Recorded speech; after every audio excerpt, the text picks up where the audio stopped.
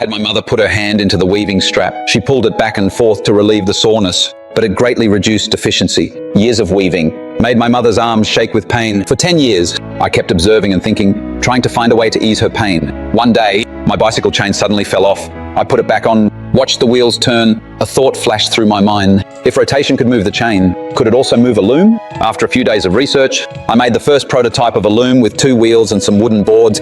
Neighbors laughed at it as a ridiculous invention. Even my parents told me to do something serious. They wanted me to marry, saying my wife could inherit the craft and help my mother with the work. A sweet marriage made me temporarily put the machine aside. 6 months later, my wife's arms also started to ache. I felt heartbroken and decided to resume developing the loom. This time, I decided to study secretly and fully devote myself to research. A few months later, the first working loom was completed.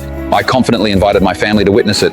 When powered on, the machine started turning. The next second, the motor exploded.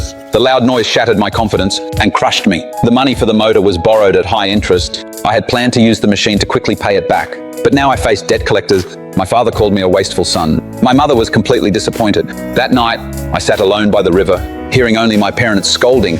Until morning, I returned home. My wife did not blame me. She even gave me her dowry to help repay the debt. So I worked during the day and continued research at night.